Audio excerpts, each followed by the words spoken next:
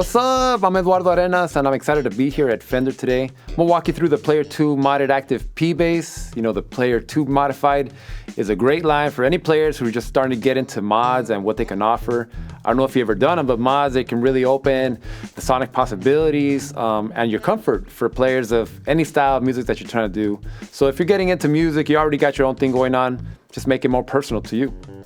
So what Fender did is they took all that made the Player 2 series great with features like rosewood or maple fingerboards and rolled edges and upgraded them with noiseless pickups, an all-new active preamp with active passive tone control and improved EQ, a 4-saddle high-mass bridge, taper shaft tuners, and a tusk nut.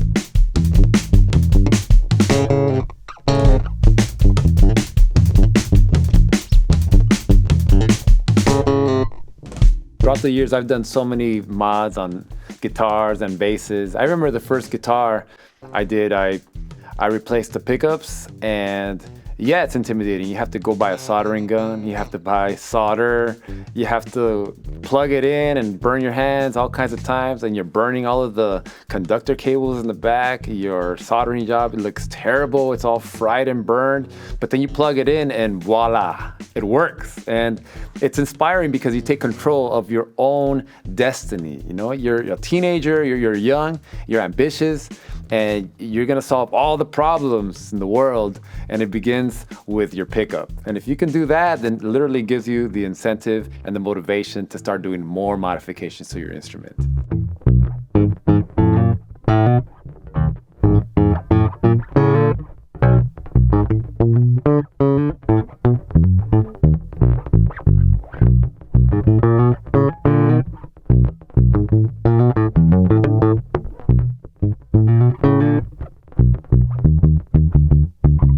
I had one old bass from the 70s, and it had two humbuckers, and one of them was just not usable. It was not friendly. It was loud, it was obnoxious, and to call it vintage, I was not gonna accept it just a part of my bass. So what I did is I replaced it with a J pickup, a jazz bass pickup, and what it did is it gave me more mid-range, more definition, more tone, more harmonic value to my instrument.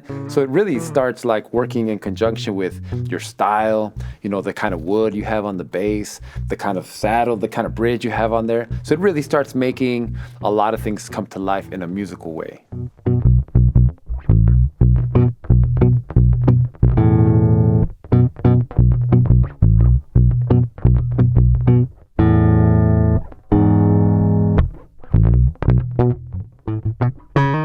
So for so many years, I played basses that had just low-end frequencies.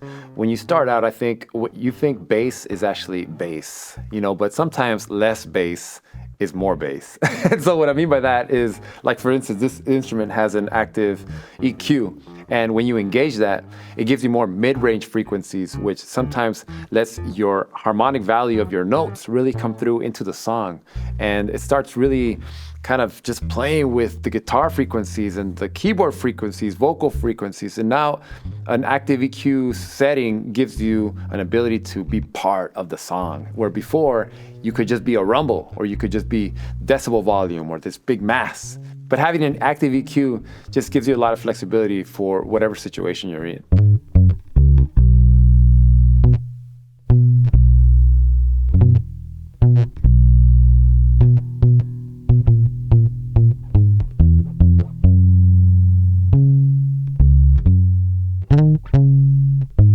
In my experience, the bridges have had a huge impact on the delay of the sound on your instrument. So it's like whatever's happening on the wood end of the instrument, it all gets picked up on the pickup, but that bridge literally is the bridge between the wood and your pickup.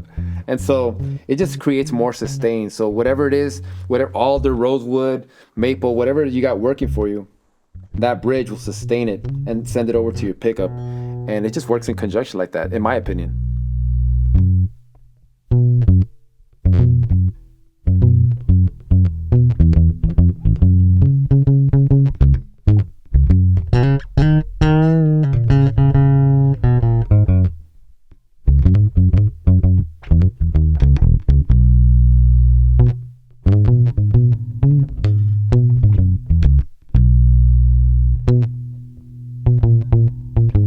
Alrighty, so that's it. That's a quick look at the Player 2 Modified Precision Bass. This series takes everything great from the Player 2 and upgrades key features to make it even more inspirational and adaptable to you. Check it out on Fender.com to learn some more.